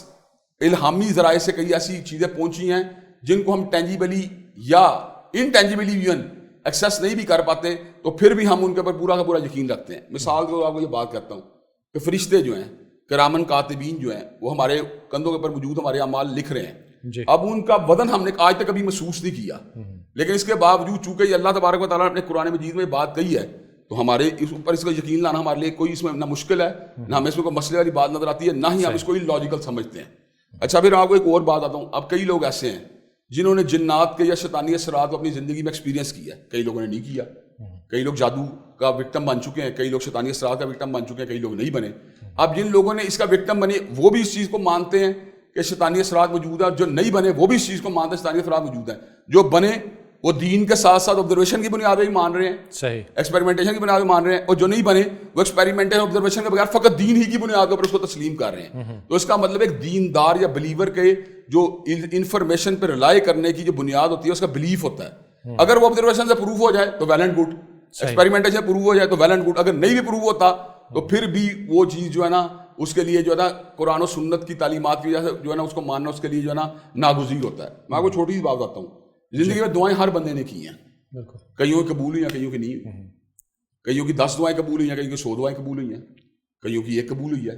کئیوں کی 2 قبول ہوئی ہیں. کئی ایسے بھی لوگ ہوں گے جو بہت زیادہ دعائیں کرتے رہے لیکن ان اسباب کو بروئے کار لانے میں کامیاب نہ ہوئے جو دعاؤں کی قبولیت کے لیے ضروری تھیں، یا اس میں اللہ تعالیٰ کی وہ اپنی حکمت موجود تھی کہ اس کی دعاؤں کو اللہ تبارک و تعالیٰ قبول نہیں کیا. اب وہ بندہ جن کی دعائیں قبول ہوئی ہیں، ایک تو ان کو الہام کی وجہ سے یا وحی کے بات کا یقین حاصل ہوا کہ ویدا سالہ کا عبادی انی فانی قریب کے، جب بڑے بندے نے سوال کرتے ہیں میں قریب ہوں. دوسرا ان کو ایکسپیرینس نے بھی اس چیز کا علم دیا کہ واقعی یہ دعائیں تو قبول ہوتی ہیں، میں نے دعا مانگی جو تھے وہ حالات اس کے جتنا فیوریبل نہیں تھے لیکن میری دعا قبول ہوگی تو اس کے یقین میں مزید پختگی پیدا ہوئی. اچھا، دوسری صورت یہ ہے کہ ایک بندے کی دعا قبول نہیں ہوئی لیکن اس کے پاس الہامی رہنمائی تو موجود ہے نا، کہ اللہ نے ایک فرمایا کہ جب میرے بندے سوال کرتے ہیں میں ان کے قریب ہوں. اب اس کے سورس کے لیے احادیث میں ایسے واقعات موجود ہیں، غار کے پتھر میں کہ آ کے اوپر گر گیا اور وہاں 3 مسافر موجود تھے، وہ دعائیں مانگتے رہے اللہ تبارک اپنے نیک اعمال کے بعد. تو اللہ تعالیٰ نے ان کی دعاؤں کو قبول کر کے ان کے لیے پتھر کو ہٹا دیا. تو مجھے یہ بات بتلائیں, اب وہ بندہ کی دعا نہیں قبول ہوئی, اس کے لیے وہ سورس جو ڈیوائن سورسز تھے وہ تو اس کی رہنمائی کر رہے تھے نا. جس کی دعائیں قبول ہو گئیں اس کے لیے ڈیوائن سورسز کا ساتھ آبزرویشن بھی آ گئی نا. سائنس کی بنیاد جو ہے نا یہ نہیں ہے. سائنس کا جب تک کوئی چیز آبزرویشن کے اندر نہیں آتی یا ایکسپیریمنٹیشن میں نہیں آتی اس وقت تک اس کو قبول کرنا آپ کے لازم نہیں ہے. لیکن اس کے مد مقابل دین کے اندر کوئی بات آپ کو آبزرویشن میں آ جائے تب بھی ٹھیک ہے, اگر نہ آئے تب بھی ٹھیک ہے, کیونکہ آپ کا یقینیات کے اوپر آپ کے دین کی بنیاد ہے, ایمانیات آپ کے دین کی بنیاد ہے. آپ کا ایمان آپ سے اس بات کا تقاضا کرتا ہے کہ آپ اس کو مضبوطی کے ساتھ یقین رکھیں. بالکل صحیح, بالکل صحیح, بہت شکریہ. یقیناً ہمیں ایمان اور یقین کے ساتھ آگے بڑھنا ہوگا, اور جتنے بھی آپ کہیں کہ اعتراضات ہوتے ہیں دین پر, ادیان پر, ملحدین کی طرف سے, ایتھیزم کی طرف سے, بے بنیاد ہیں. سب کے عقلی جوابات بھی موجود ہیں. جانیں گے مزید ایک شارٹ بریک کے بعد. ویلکم بیک, آپ ہمارے ساتھ ہیں پروگرام ہم اور اسلام میں. اس سیریز میں ہم گفتگو کر رہے ہیں ایتھیزم کے بارے میں, الحاد یا پھر دہریہ کیا ہوتا ہے, کون ہوتا ہے اور کیا ان کے عقائد ہیں. اس کے متعلق ہماری گفتگو چل رہی ہے علامہ ابتسام ظہور الہی صاحب کے ساتھ. قبلہ ظاہرہ بریک سے پہلے ہم کافی گفتگو کر چکے سائنس کی بات اور ان کی کیا بنیاد ہے ان کے عقیدے میں جب سائنس کی بات کرتے ہیں. میرا سوال اب یہ ہے کہ جب سائنس کی بات ہوتی ہے تو کس طرح سے یہ لوگ, کیونکہ ظاہراً ہمیں تو اس کا تصور نہیں ہے کہ وہ اس چیز کو بیان کر پائیں کہ ہر چیز کو وہ مادیات میں دیکھتے ہیں. ہاں جی بالکل بالکل, محسوسات میں مٹیریلی دیکھتے ہیں. اچھا, مٹیریل جب دیکھتے ہیں تو جسم ہمارا مٹیریل ہے, اور مٹیریل کا خاصہ یہ ہے کہ یہ بوڑھا ہوتا چلا جاتا ہے. اس میں اگر کوئی چیز ڈالی جائے تو یہ اضافہ ہوتا ہے, جس طرح ہم کھانا کھاتے ہیں تو رشد کرتے ہیں, بڑے ہوتے ہیں. لیکن کتابیں جتنی پڑھ لیں وزن نہیں بڑھتا ہمارا. تو اس کو کیا یہ کوئی ڈیفائن کرتے ہیں یا نہیں؟ کیونکہ ظاہر ہے یہ اسلام کا جو بلیف کا جو کانسیپٹ آپ نے اسپرچویلٹی کا کہا, بیسیکلی یہ اس طرف جاتا ہے. تو یہ جو علم یہ لیتے ہیں اس کے بارے میں کیا یہ نہیں سوچتے کہ یہ کہاں جا رہا ہے؟ دیکھیں جی, میں چھوٹی بات ہوں, جس وقت انسان دہریت کا راستے پہ چل نکلتا ہے تو میں یہ بات سمجھتا ہوں کہ اصل میں اس کی عقل کے اندر ایک شکم پیدا ہو جاتا ہے. شکم یہ پیدا ہوتا ہے کہ وہ ایک ایسی ذات کو ماننے سے انکاری ہو جاتا ہے کہ جس کو ماننا جو ہے نا عقل کا بھی تقاضا ہے اور مشاہدے کا بھی تقاضا ہے اور ایک یعنی تجربے کا بھی تقاضا ہے. میں یہ بات سمجھتا ہوں کوئی بھی بندہ جس کو اللہ تعالیٰ نے عقل سلیم عطا کی ہے وہ کبھی بھی اشیاء کو بغیر کریٹر کا تسلیم نہیں کرتا, اور اشیاء کو کریٹر کے ساتھ تسلیم کرنے کے بعد ان کی انٹیلیجنس کو دیکھ کر یا ان کے آپس میں باہمی انٹیگریشن کو دیکھ کر اس چیز کو جج کرتا ہے کہ جو کریٹر ہے وہ کس قدر سوفسٹیکیٹڈ ہے یا کس قدر ذہین و دانہ ہے.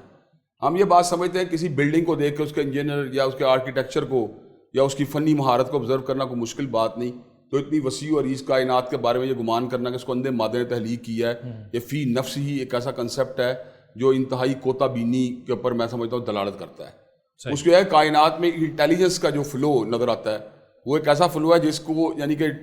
بغیر کسی ایک جینیس خالق کے یا بغیر کسی انٹیلیجنٹ خالق کے یا کریٹر کے اس کو ماننا جو ہے نا ناقابل یعنی کہ امکان ہی نہیں اس کا کہ انسان کو تسلیم کر لے. صحیح. اب آپ دیکھیں دنیا کے اندر پرندے بھی ہیں,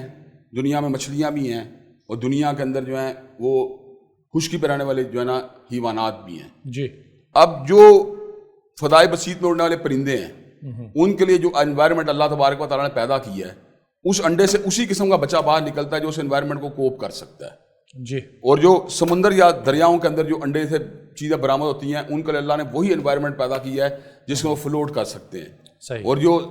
دری جو آپ کے بری علاقے ہیں ان کے اندر پیدا ہونے والے جانور جو ان کے اللہ نے وہی صلاحیتیں پیدا کی ہیں جن کا تعلق ان کی بری زندگی کے ساتھ ہے. تو آپ مجھے ایک بات ہے کہ اس اندھے مادے کے اندر اتنا جو ہے نا جینیس یا جو مینجمنٹ کی صلاحیتیں کہاں سے آ گئی ہیں کہ وہ کام کر رہا ہے جو ایک انٹیلیجنٹ بینگ کا جس کے لیے جو ہونا ضروری ہے. تو میں یہ بات سمجھتا ہوں اس کے اندر جو ہے نا اپنے آپ کو لا تسلی دینے کی کوشش کریں, لیکن یہ حقیقی بات یہ ہے کہ کوئی بھی نظام کو دیکھ کر اس کے کریٹر کے بارے میں اس بات کا اندازہ لگانا کچھ مشکل نہیں ہوتا کہ وہ کس قدر جو ہے نا حکیم و دانا ہے. تو کائنات کے اوپر غور و خوض کرنے کے بعد اسی لیے اللہ تبارک و تعالیٰ نے جو کائنات کے اندر جو ہے نا جو اسرار اور رموز پہ غور کرنے کا جو راستہ دکھایا ہے وہ جنرل راستہ سائنس کا راستہ قدرے مختلف ہے. سائنس کا تعلق ہوتا ہے مادے کی حقیقت کے ساتھ, سائنس زیادہ فوکس میٹر کے اوپر کرتی ہے, جبکہ آپ کا جو دین ہے وہ بنیادی طور پہ کریٹر کی طرف جو ہے نا آپ کی توجہ کو زیادہ شفٹ کرنے کی طرف آپ کا رجوع کرواتا ہے. دیکھیں جب آپ فزکس کی بات کریں گے, جب آپ کیمسٹری کی بات کریں گے, تو کیمسٹری میں پھر آپ الیکٹران کی طرف چلے جائیں گے, پھر پروٹون کی طرف چلے جائیں گے, پھر نیوٹران کی طرف چلے جائیں گے. آپ کی عقل جو ہے نا مزید اندر سے اندر اسی مادے کی صلاحیتیں, اس کے خصائص اور اس میں آنے والی تبدیلیوں کے بارے میں اور ان لاس کے بارے میں جو تبدیلیوں گورن کرتے ہیں اس کے بارے میں غور و خوض کرے گی. اچھا, اس کے مد مقابل جب آپ دینیات کی آنکھوں سے چیزوں کو دیکھیں گے, جو ایک کامن سینس کا یا کامن آبزرویشن کا جو ایک فنومین ہے جس میں اللہ تعالیٰ نے تمام انسانوں کو ایک خاص انٹلیکچوئل سطح دی ہے, تو ہر انسان اسی طرح سوچتا چیزوں کے بارے میں, کریٹر کا تصور ورنہ کریشن کو دیکھ کے, تو اللہ نے اسی طرح کی توجہ ڈائیورٹ کروائی ہے. اللہ تعالیٰ قرآن میں کہتے ہیں ان فی خلق السماوات والارض واختلاف اللیل والنہار لآیات لأولی الالباب, بے شک زمین و آسمان کی تخلیق اور رات اور دن کی آنے نشانیاں ہیں عقل والوں کے لیے. اب عقل والوں کے لیے نشانیاں یہ ہیں, وہ دیکھتا ہے یار دیکھو پورے کے پورے وجود کے اوپر دن چھایا ہوا تھا, ایک دم پورے کے پورے وجود پر رات چھا گئی, اور کوئی ایسا بھی نہیں ہوا کہ وہ دن کو اسپیس کوئز ہوئی ہو یا اسپیس ایکسپینڈ ہوئی ہو, اسی اسپیس میں پوری کی پوری رات آ گئی اور اسی اسپیس میں پورا کا پورا دن آ گیا. پھر وہ اس بات پر غور و خوض کرتا ہے کہ یار ان جنرل دنیا میں جتنی بھی چھتیں ہوتی ہیں ان کو پلر سہارا دیتے ہیں, جو کائنات کی سب سے بڑی چھت جس کے نیچے ہم زندگی گزار رہے ہیں اس کو پلروں سے سہارا نہیں دیا ہوا, بلکہ بغیر سائبان کے نظر آتی ہے, اور اس کے اندر آپ کے بڑے بڑے جو ہے نا وہ جنگی جہاز بھی اور ڈومیسٹک جہاز بھی اس میں پرواز کرتے ہوئے نظر آتے ہیں. یہ وہ چیز ہے جو انسان کے دل کے اندر ایک خالق کا تصور ابھارتی ہے.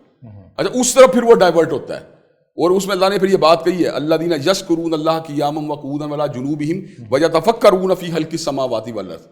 تو وہ زمین و آسمان کی تخلیق میں پھر غور و خوض کرتا ہے اللہ کو یاد کرنے کے بعد. جب وہ غور و خوض کرتا ہے تو اس کے بعد پھر اس کو اندازہ آتا ہے کہ میری تو ویلیو کوئی نہیں, میری تو حقیقت ہی کوئی نہیں, میں تو بہت ہی کم مائیگی کا شکار ہوں. پھر وہ یونیورس کی ایکسپینشن کو دیکھ کر اس کے دل میں یہ آتا ہے کہ یہ کریشن اتنی بڑی ہے, کریٹر کتنا بڑا ہوگا. جب یہ تصور اس کے دل میں راسخ ہوتا ہے تو اس موقع پہ یہ بات ہے ربنا ما خلقت ھذا باطلا سبحانک فقنا عذاب النار, اے میرے پروردگار تو نے جو کچھ بھی بنایا باطل نہیں بنایا, بالکل صحیح, تو تیری ذات پاک ہے, تو مجھے آگ کے عذاب سے بچا لے. اب دیکھیں دونوں چیزوں میں فرق ہے. سائنس آپ کو مادے کے اندر لے کے جا رہی ہے, یہ الگ بات ہے کہ سائنسدان بھی کئی مطلب مادے پہ غور و خوض کرنے کے بعد ہی وحدہ لا شریک کی ذات کو پہچان جاتا ہے, یا اللہ کی یہ بریائی ہے, اس کی پھر جو ڈائیورٹ ہوتی ہے جو سلیب التبا لوگ ہوتے ہیں. لیکن کئی مرتبہ ایسا ہوتا ہے کہ اسی مادے کے اندر ہی الجھا رہتا ہے, اسی سیل وال کے اندر پھنسا رہتا ہے, اسی سائٹوپلازم کے اندر پھنسا رہتا ہے, اسی سیل میمبرین میں پھنسا رہتا ہے, اسی اومیبا کو دیکھ کے, اسی جو ہے نا وہ اسی جو چھوٹے مائکروسکوپک آرگنزم ہیں ان کو دیکھ کے ان کے اندر اس کی عقل جو ہے نا گھومتی رہتی ہے. لیکن جو ایک صحیح معنوں میں سلیم التبا آبزرور ہوتا ہے وہ ان مائکرو آرگنزم کو دیکھ کے بھی اپنے حالے کو پہچاننے کی کوشش کرتا ہے. لیکن جو جنرل دعوت اللہ تعالیٰ نے دی ہے کائنات پہ غور و فکر کی, وہ یہی ہے کہ اس کو پر غور و فکر کرنے کے بعد تمہاری سوچ فقط وہیں نہیں پھنسی رہنی چاہیے, بلکہ ایک عظیم کریٹر کی طرف جانی چاہیے جس نے پوری کی پوری کائنات کو بنایا ہے. تو میں یہ بات سمجھتا ہوں کہ جس وقت آپ فقط اور فقط اپنے آپ کو ایک لا خدائی تصورات میں اپنے آپ کو الجھا دیتے ہیں, تو پھر آپ ہر چیز کی جو ہے نیگیٹو جسٹیفیکیشن دیتے ہیں, اور اس کے اندر آپ پھر اس بات کو پھر عقلی قوانین کو بھی فراموش کر دیتے ہیں کہ جبکہ عام عقل, عام جو نارمل کامن سینس ہے اس بات کو کبھی تسلیم نہیں کرتی کہ انٹیلیجنٹ سسٹم کو چلانے والی کوئی انٹیلیجنٹ بینگ موجود نہ ہو, لیکن اس کو ڈینائی کر دیتے ہیں, اور اس وقت یہ بات کہتے ہیں کہ وہ ایک ڈیڈ یا وہ جو ہے جو اندھیرا جو ہے وہی پوری نظام کائنات چلائی جا رہا ہے. تو یہ ان کی وہ چیز ہے جو حقیقت میں جو ہے نا جس کا کوئی لاجیکلی اتنی مضبوط چیز نہیں ہے. اس لیے اللہ نے قرآن میں اس بات کی نفی کی ہے, ام خلقوا من غیر شیء ام هم الخالقون, کیا وہ لا شیء سے بنے ہیں یا خود اپنے خالق ہیں. تو ظاہری بات ہے نہ تو اپنے خالق ہیں نہ لا شیء سے بنے ہیں, یہ تو ممکن ہی نہیں. جب اپنے خود خالق نہیں اور لا شیء سے بھی نہیں بنے ڈیپینڈنٹ, تو پھر ڈیپینڈنٹ ہے اللہ تبارک و تعالیٰ کی ذات باری تعالیٰ کے اوپر. یہ وہ تصور ہے جو ایک بندے کے ذہن میں ابھرنا چاہیے. جو اس تصور کو فراموش کرتا ہے, میں یہ بات سمجھتا ہوں در حقیقت اس کی عقل درماندگی کا شکار ہوتی ہے. اور دوسری بات آپ کو ایک اور بات بتاؤں, یہ بھی بات دیکھنے میں آئی ہے کہ جب انسان عملی اعتبار سے کوتاہی کا شکار ہوتا ہے اور ان روحانی ایکسرسائز کو اور روحانی اعمال کو اور نیکی والے اعمال کو چھوڑ دیتا ہے جو اس کو قربت الہی کا ذریعہ بنتے ہیں, تو اللہ تبارک و تعالیٰ کی قربت دیکھیں ہاں حدیث میں آتا ہے نوافل سے حاصل ہوتی ہے, فرائض کی ادائیگی کے بعد ذکر الہی سے حاصل ہوتی ہے, اعمال صالحہ سے حاصل ہوتی ہے. تو اس کا مطلب اعمال صالحہ نہ کرنے سے سیئات کرنے سے پھر کیا ہوگا, اس کی دوری ہوگی. تو یہ دوری بڑھتے بڑھتے یہاں تک اس انسان کو لے جاتی ہے کہ وہ وحدہ لا شریک لہ کی ذات اس کے درمیان سے خود اپنے وجود کو جو ہے نا یا اپنی انوار و تجلیات کو اس کے ذہن اور اس کے قلوب کے اوپر ڈالنے سے جو ہے نا چھوڑ دیتی ہے. جب وہ اس کو چھوڑتی ہے تو وہ اندھیرے میں گم شخص جو ہے پھر دہریت کا لمبردار بن جاتا ہے اور اس کے بعد الہاد کی باتیں کرنا شروع کر دیتا ہے. اچھا, سائنس کی بھی بات ہو رہی ہے, اور کیونکہ بنیاد دہریہ کی ملحد کی ایتھس کی سائنس ہے, اور میں مسلم سائنٹسٹ کی ہسٹری پڑھ رہا تھا تو father of algebra father of medicine, father of astronomy, یہ سارے مولوی تھے. ٹھیک ہے. اور یہاں پہ کہا جاتا ہے کہ جی مدارس، مولوی، علماء یہ سائنس کے خلاف ہے. کتنی سچائی ہے اس میں؟ دیکھیں یہ اس بات کا صرف وہ صرف اور اسلام کتنا سپورٹ کرتا ہے سائنس کو؟ میں نے پہلے آپ کو دیکھیں ایک بات کہی ہے، جس وقت آپ تحلیق کائنات پہ غور و فکر کی بات کرتے ہیں یا تسخیر کائنات کے بارے میں غور و فکر کی بات کرتے ہیں، تو تسخیر اور کائنات کے اوپر تفکر، تدبر اور تسخیر کی جب دونوں باتیں چلتی ہیں، جب اللہ نے کیا بات، یہ بات نہیں کہی کہ میں نے تمہارے لیے سورج چاند کو مسخر کیا ہے، جی، کہ اللہ نے یہ بات نہیں کہی کہ میں نے تمہارے لیے دریاؤں کو مسخر کیا ہے، بالکل، کہ اللہ تبارک و تعالیٰ یہ بات نہیں کہ اللہ سخر لکم البحر لتجری الفلک فیہ بامرہ، میں نے سمندر کو تمہارے لیے مسخر کیا ہے. تو میں یہ بات سمجھتا ہوں یہ تسخیر کی جب بات آتی ہے، تسخیر کیا ہے؟ یعنی اس کو دریافت کرنا یا اس پہ کنٹرول کرنا. کیا سائنس سے کچھ زیادہ چیز کا نام ہے؟ سائنسی چیز کا نام ہے نا کہ آپ ان حقائق کو جو ایکسپیریمنٹ یا آبزرویشن سے آپ کو حاصل ہوتے ہیں ان کو بروئے کار لاتے ہیں، پھر لیٹر اپلائیڈ سائنس کے مقام پہ پہنچتے ہیں. جی، اپلائیڈ سائنس کے نتیجے کے اندر پھر آپ ایجادات کی بات کرتے ہیں. اپلائیڈ سائنس کے لیے پھر ایک بات یہ ہے کہ آپ انوویشن کی بات کرتے ہیں، پھر آپ اس میں بدیل ڈیولپمنٹ کی بات کرتے ہیں. تو اللہ تبارک و تعالیٰ نے کہاں تسخیر کا انکار کیا یا نبی کریم صلی اللہ علیہ وسلم نے کہاں پہ تسخیر کے بارے میں کسی انسان کی مذمت کی؟ تو میں یہ بات سمجھتا ہوں کہ یہ جو ڈیولپمنٹ ہے یعنی ٹیکنالوجی کی ڈیولپمنٹ، اس کے بارے میں کوئی اسلام جو ہے نا پابندی نہیں لگاتا. لیکن اگر ٹیکنالوجی کی ڈیولپمنٹ کے نتیجے کے اندر آپ نتائج غلط مرتب کرنا شروع کر دیں اور اللہ تبارک و تعالیٰ کی نعمتوں کو مسخر کرنے کے بعد اسی کی ذات کا انکار کرنا شروع کر دیں، تو ظاہری بات ہے یہ طرز فکر کے پتہ ہر صورت میں جو ہے نا اللہ تبارک و تعالیٰ اس کی تو مذمت کرے گا. صحیح. آپ کے سامنے کی بات ہے کہ ایک دور تھا جب آپ قرآن کا مطالعہ کرتے ہیں بات سمجھ میں آتی ہے کہ فرعون کو اللہ نے بہت بڑا اقتدار دیا تھا. جی، لیکن اس اقتدار کے اندر جب اس کو اس نشے میں دھت ہوا، اس اقتدار کے نشے میں، تو ذات باری تعالیٰ کے بارے میں بالکل وہ منکر ہو گیا. اور اس نے جب انکار کیا تو اس کے بعد اس نے یہ بات کہی کہ میرے لیے کوئی لمبا چوڑا اوپر محل بنا ہو، میں اس کی چھت پہ چڑھ کے دیکھوں کہ موسیٰ کا رب جو ہے نا وہ کہاں پہ موجود ہے. اور وہ سیدنا موسیٰ علیہ السلام کے تصور الوہیت کو بالکل جو ہے نا اپنی طرف سراسر تکذیب کرنا شروع ہو گیا. اب وہ کیا چیز تھی؟ کیا اس کے پاس جو تھی ایک عقل سلیم نہیں تھی؟ حقیقت عقل سلیم نہیں تھی اس کے پاس. اگر عقل سلیم اس کے پاس موجود ہوتی تو وہ ذات باری تعالیٰ کبھی انکار نہ کرتا. عقل سلیم بھی بتا دیجیے گا تاکہ واضح ہو جائے عقل سلیم کیا ہے. ایک ٹرمینالوجیز ہم یوز کر رہے ہیں لیکن اس کی ایکسپلینیشن ہمیں چاہیے. عقل سلیم ایسی عقل کہتے ہیں جس میں سلامتی موجود ہو، یعنی جس کے اندر کوئی ایسی کرپشن پیدا نہ ہو گئی ہو یا کوئی ایسا اس کے اندر وہ اس کے اندر گمراہی کا کوئی ایسے اثرات پیدا نہ ہو گئے ہوں جس کی وجہ سے جو ہے نا وہ جو ہے نا صحیح کنکلوژن سے قاصر ہو جائے. میں آپ کو اس کی مثال دیتا ہوں چھوٹی سی. یعنی جو صحیح لاجیکل کنکلوژن جو اس کو لینا چاہیے وہی اوریجنل وہ نہیں، وہ اس سے رہنے سے رہ جائے تو عقل سلیم. اور اس کے اوپر انوائرمنٹ اور اس کے اپنا جو ذات ہے اپنے عقائد. میں آپ کو چھوٹی اس کی مثال دیتا ہوں. حضرت ابراہیم علیہ السلام کی قوم کے لوگ اجرام سماویہ کی پوجا کرتے تھے، تو سیدنا ابراہیم علیہ السلام نے لاجیکلی ان کو جج کیا کہ نہیں؟ جی بالکل ایسا. آپ نے ستارے کو ڈوبتا دیکھ کے کیا کنکلوڈ کیا؟ لا احب الافلین، کہ مجھے نہیں ڈوب جانے والا کوئی محبت نہیں. پھر آپ نے چاند کو ڈوبتے ہوئے کہا لئن لم یہدنی ربی لأکونن من القوم الضالین، کہ میں اگر یہ چاند یہ بھی رب نہیں ہے تو یہ بھی ڈوب گیا. تو اس کے بعد آپ نے سورج کو ڈوبتا دیکھا، پھر آپ نے کہا انی وجہت وجہی للذی فطر السماوات والارض، تو ڈوب جائے وہ تو رب نہیں ہو سکتا. یہ ان کا وہ کنکلوژن تھا جو عقلی تھا. لاجیکل ریزننگ ان کو وہاں پہ لے کے جاتے ہیں جہاں پہ بتاتے باری تعالیٰ کو پہچانتے ہیں. اس کا مطلب ہے کائنات میں تدبر کرنے والی کوئی بھی عقل جو کسی متھک شدہ لٹریچر سے متاثر نہ ہوئی ہو یا کسی صاحب کا دہریے کے لٹریچر کے انڈر انفلوئنس نہ ہو، اور انسان بالکل کلیئرلی اوپن ہارٹیڈلی بالکل ان بائسڈ ہو کے جج کرنا چاہے، تو کبھی بھی اس کی عقل جو ہے نا اس کو ذات باری تعالیٰ کے تعارف سے جو اس کو محروم نہیں رکھے گی. دیکھیں اللہ نے ایک بڑی خوبصورت بات قرآن میں کہی ہے، والذین جاہدوا فینا لنہدینہم سبلنا، جو لوگ میرے راستے میں جدوجہد کریں گے، یعنی راستے میں جدوجہد کرنے والا یہ ہے کہ نا وہ پہچاننے کوئی کریں گے کہ کائنات کا سرا کیا ہے اور جہاد یہاں پہ لڑنا نہیں ہے، اسٹرگل کرنا ہے. اسٹرگل کر رہا ہے وہ. جب وہ اسٹرگل کرے گا تو کیا ہوگا اس کو؟ تو اللہ تعالیٰ اس کو راستہ دکھا دے گا. جی بالکل. تو اس کا مطلب ہے عقل سلیم جب بھی ایک جو مسخ شدہ عقل نہ ہو،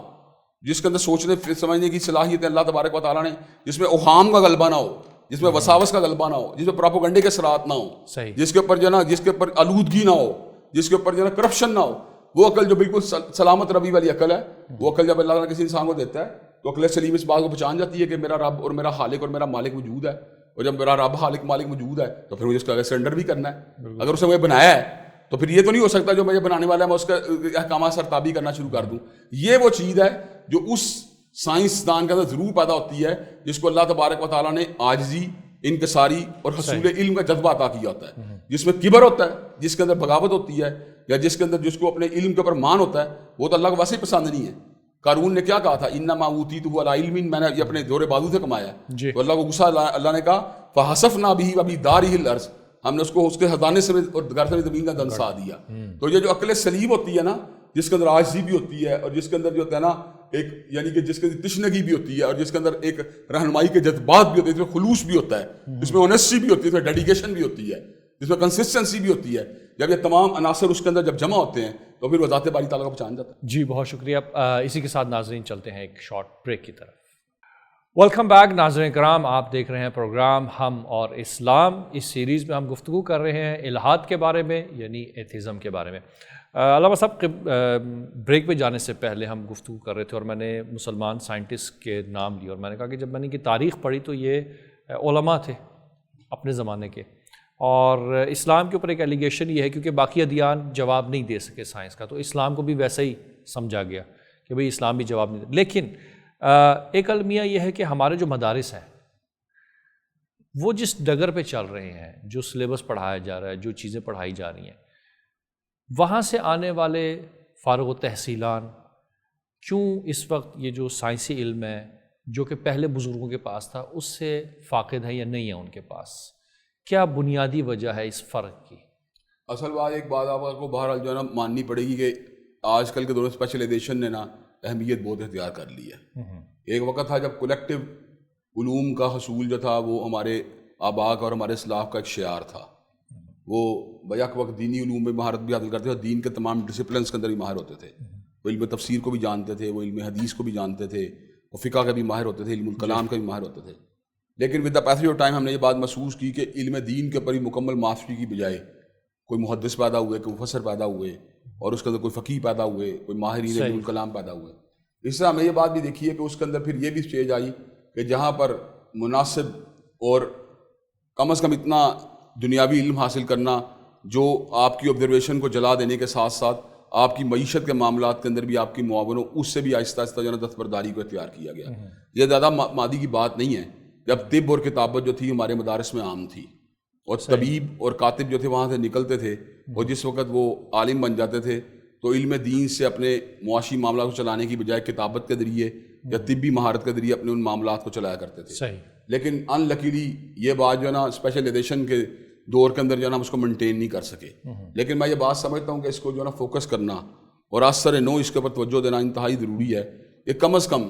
ایک ایسا سبجیکٹ جس کے اندر آپ سمجھتے ہیں کہ آپ کی انکلینیشن موجود ہے، نیچرل رجحانات موجود ہیں، اس کو اگر فوکس کیا جائے تو اس کے نتیجے کے اندر جو ہے نا آپ کی ڈیلیوری جو ہے نا جہاں پہ دینی علوم کی آپ معاشرے دے سکتے ہیں وہاں پہ دنیاوی علوم کی ڈیلیوری بھی آپ کی کافی بہتر ہو سکتی ہے. خاص طور پہ میں یہ بات سمجھتا ہوں کہ سماجی جو معاملات کو آگے بڑھانے کے لیے دور حاضر میں انگریزی زبان پہ عبور حاصل کرنا اور سائنٹیفک معاملات کو بہتر بنانے کے لیے میتھمیٹکس کے اوپر کم از کم عبور حاصل کرنا یا کمپیوٹر سائنسز کے اوپر عبور حاصل کرنا یہ ضروری بات ہے جس کو مدارس کے طالب علموں کے پاس بھی ہونا چاہیے. اس کا بہت بڑا فائدہ یہ پہنچے گا کہ انگریزی زبان کے ذریعے ہم اپنے پیغام کو جو ہے نا ان لوگوں تک پہنچا سکیں جو ہماری آڈینس انگریزی زبان کو سمجھتی ہوگی. بالکل صحیح. لیکن ان لکیلی پھر آپ کو یہ پھر کہنا پڑتا ہے کہ ان لکیلی اس وقت ہمارے عربی زبان کے بھی ماہرین جو ہے نا مدارس میں درجے کے موجود نہیں ہیں جس درجے کے اندر مادی میں ہوتے تھے. تو یہ جو ایک خلا پیدا ہوا ہے ہمیں اس خلا کو پور کرنے کی کوشش کرنی چاہیے اور سائنٹیفک علوم کے اندر بھی ہمیں جو ہے نا دسترس حاصل کرنے کی کوشش کرنی چاہیے. اللہ کا شکر ہے اللہ تبارک و تعالیٰ نے جہاں پر مجھے دینیات کا شغف دیا ہے وہاں پر سائنٹیفک علوم کے ساتھ بھی بستگی کا اللہ تعالیٰ نے مجھے ایک موقع دیا ہے. تو میں نے انجینئرنگ بھی کی میکینیکل، اس کے بعد کمپیوٹر سائنس بھی پڑھی. تو میں یہ بات سمجھتا ہوں ہمیں یہ چیزیں جو پڑھنی چاہیے اور اگر آپ کو زندگی کے اندر کوئی جاب وغیرہ بھی کرنی پڑے تو اس کے لیے بھی آپ کے پاس جو نا ایسا علم ہونا چاہیے، ایسا پروفیشن ہونا چاہیے جس کے ذریعے آپ اپنی ارننگ کو بہتر بنا سکیں. بالکل صحیح. اچھا، الحاد کیونکہ ہمارا موضوع تھا اور ملحدین، بعض اعتراضات ہوتے ہیں اسلام کے اوپر، یا خصوصاً جب ہم اللہ سبحانہ وتعالیٰ کی بات کرتے ہیں، ایسے ذات کی جو رحمان الرحیم ہے، جو مہربان ہے، جو شفیق ہے، ایسی ذات کے بارے میں جب بات کرتے ہیں تو اعتراضات، ایک اعتراض مثلاً یہ ہے کہ جب اللہ رحمان ہے، رحیم ہے، عادل ہے، خصوصاً عادل کے اوپر بھی یہ بات آتی ہے، تو رؤوف ہے، مثلا یہ ساری صفات اللہ سبحانہ وتعالیٰ میں، تو پھر کیوں بعض انسانوں کو لنگڑا، بعض کو اندھا، بعض کے اندر ایسے نقائص رکھ دیے کہ وہ بیچارہ جو ہے وہ اسی حالت میں زندگی گزار رہا ہے؟ یا پھر یہ ہے کہ مثلا سانپ جو ہے اس کے اندر جو ہے وہ ڈسنے کی صلاحیت اور زہر رکھا جو کہ مضر ہے، اگر وہ کسی کو ڈستے ظاہر ہے وہ موت تک انسان چلا جاتا ہے. تو کس طرح سے اس کو اس کا جواب دیا جاتا ہے؟ دیکھیے میں یہ بات سمجھتا ہوں کہ اللہ تبارک کی جلالی اور جمالی دونوں کے صفات اللہ تبارک و تعالیٰ کے یہاں پر موجود ہیں، اور اللہ کی جلالی اور جمالی صفات کا جو ایک عکس ہمیں دنیا میں نظر آتا ہے، وہ عکس جہاں پر اپنی جگہ ایک مسلمہ حقیقت ہے، وہیں پر یہ بات بھی سمجھنی چاہیے کہ جو ڈیفیشنسیز ہمیں نظر آ رہی ہیں دنیا کے اندر، یہ کوئی واحد جگہ نہیں ہے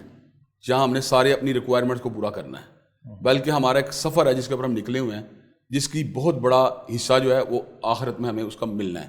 اس لیے اللہ تبارک و تعالیٰ نے کئی مرتبہ اگر ظالم کی رسی کو دراز کیے رکھا ہے تو اس کا مطلب یہ نہیں وہ ہمیشہ کے لیے دراز ہو گئی ہے، بلکہ مالک یوم الدین ہونے کے ناطے یوم جزا کا جو تصور موجود ہے، اس یوم جزا کے دن اس کی پوری رسی کو کھینچنے کے اسباب بھی پیدا ہو جائیں گے۔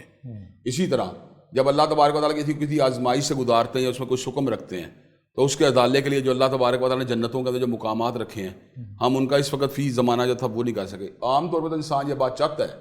کہ دنیا میں اس کو رزق کی کشادگی حاصل ہو، لیکن اللہ تبارک و تعالیٰ جو کہ حکیم و دانا ہے وہ خود ارشاد فرماتے ہیں وَلَوْ بَسَطَ اللَّهُ الرِّزْقَ لِعِبَادِهِ لَبَغَوْا فِي الْأَرْضِ، کہ کئی بندوں کے رزق میں اگر اضافہ کر دیا جائے تو زمین میں بغاوت کے اوپر مادہ تیار ہو جائیں گے، وَلَٰكِن يُنَزِّلُ بِقَدَرٍ مَّا يَشَاءُ، تو اللہ تبارک و تعالیٰ اس کا اتنا اس کو دیتے ہیں جس سے وہ بغاوت کے راستے کے اوپر نہ چلے۔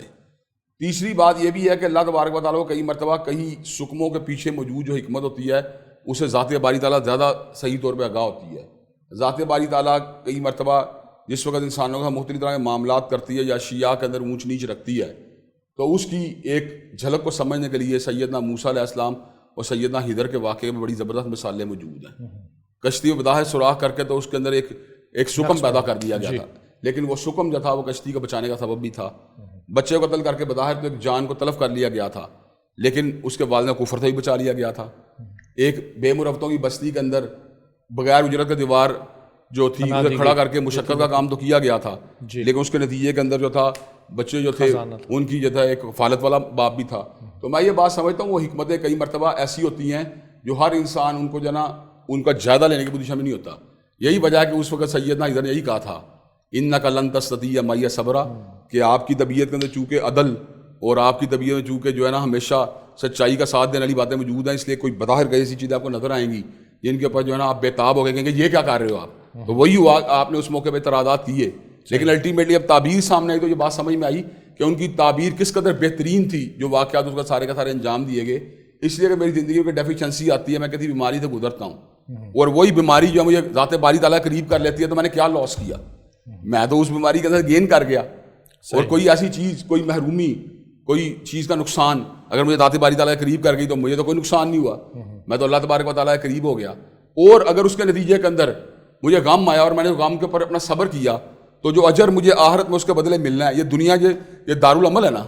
جزا تو نہیں دارالجزا، جزا تو آگے جا کے ملنی ہے۔ تو اس دنیا کے اندر جو عملی اعتبار سے میں جو کچھ کر رہا ہوں اس کے نتائج اگر آگے جا کے جہاں میں سٹور ہو رہے ہیں تو پھر مجھے اس دنیا میں جو اپس اینڈ ڈاؤن آ رہے ہیں فقط اسی دنیا کے تناظر اس کو نہیں دیکھنا چاہیے، بل تؤثرون الحیات الدنیا والآخرۃ خیر وابقیٰ ان ھذا لفی الصحف الاولیٰ صحف ابراہیم و موسیٰ، کہ ہماری نگاہ تو دنیا کی زندگانی پہ ہوتی ہے لیکن اصل زندگی تو آخرت کی زندگی ہے، جو آخرت میں نتائج مرتب ہونے ہیں ان کو تو ہم بالکل اس ٹائم نظر انداز کیے ہوئے ہیں۔ تو اس کا مطلب یہ ہے کہ دنیا میں ہم جو چیزوں کے اوپر جائزہ کئی مرتبہ لیتے ہیں ذات باری تعالیٰ کے حوالے سے وہ درست نہیں ہوتا۔ میں آپ کو چھوٹا واقعہ قرآن کی سورہ بروج سے بیان کرتا ہوں۔ قرآن کی سورہ بروج میں اللہ تعالیٰ اصحاب الحدود کے جلنے کا ذکر کیا ہے اور یہ بات کہی ہے وما نقموا منہم الا ان یؤمنوا باللہ العزیز الحمید، کہ ان سے انتقام لیا گیا